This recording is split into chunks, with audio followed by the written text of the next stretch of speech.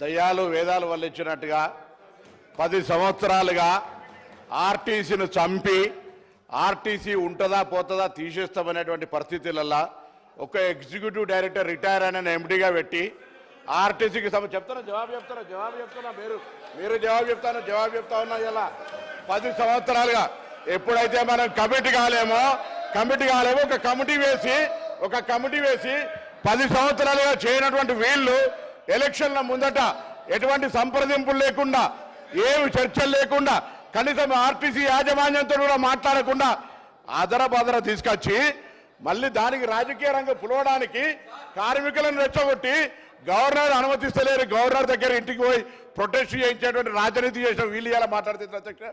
RTC కార్మికులకు సంబంధించి గౌరవ సభ్యులు అడిగినట్టుగా ఆన్సర్ చెప్తున్నా ఒప్పుకోండి. అదేవిధంగా ఈరోజు తప్పకుండా సార్ అసలు వీళ్ళు కార్మిక సంస్థలు రద్దు చేసి ఇవాళ యూనియన్లకు సంబంధించినటువంటి వీళ్ళు మాట్లాడుతూ ఉన్నారు. ఇవాళ పునరుద్ధరణ గురించి వాళ్ళకి ఏమవుతుంది, ఎవరు రద్దు చేసినారు, ఎందుకు రద్దు చేసిరో ముందు మీరు ఆ కార్మికులకు క్షమాపణ చెప్పి ముందు అడగండి ఒక్కసారి. మీరు యూనియన్లు రద్దు చేసి మీరు ఆర్టీసీ గౌరవ అధ్యక్షులు మీరు మీ కుటుంబ సభ్యులు ఉండి వాళ్ళు అన్నమో రామచంద్ర అంటుంటే కూడా చచ్చిపోతే కూడా 50 రోజులు సమ్మె పట్టించుకొని మీరు ఒక్క బస్సు కొనే అధ్యక్ష 10 సంవత్సరాలుగా గౌరవ ముఖ్యమంత్రి గారు మా ప్రభుత్వం వచ్చిన తర్వాత బరాబర్గా ప్రభుత్వం బస్సులు కొన్నది. అంతేకాదు 2013 నుంచి పెండింగ్ లో ఉన్నటువంటి 280 కోట్ల బకాయిలను మేము బాండ్ రూపంలో ఉంటే ఇచ్చిన 80 కోట్లు పేమెంట్ అయింది. ఆన్లైన్ లో యాజమాన్యం ఇతర అవసరాల గురించి కలుగుతా ఉంది. ఇంకొక మాట అడిగినారు అధ్యక్ష, మేము ఎన్నడూ మా ప్రభుత్వం వచ్చిన తర్వాత కార్మికులకు సంబంధించిన పిఎఫ్ కావచ్చు కోఆపరేటివ్ సెస్ ₹1 ముట్టలే. 4,000 కోట్ల బకాయిలు వాళ్ళ సంస్థ కార్మికుల సొమ్ము వాడుకున్నారు అధ్యక్ష. ఇవాళ ఆర్టీసీ 7,000 కోట్ల అప్పులతోటి మాకు అప్పచెప్పితే ఈరోజు ప్రభుత్వం మహాలక్ష్మి పథకం కింద నెలకు 300 కోట్లు ఇచ్చారు అధ్యక్ష.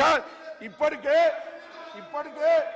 70 కోట్ల మంది మహిళలు ప్రయాణం చేస్తే అధ్యక్ష 2,400 కోట్ల రూపాయలు ఆ మహిళల పేరు మీద వచ్చినటువంటి సొమ్మును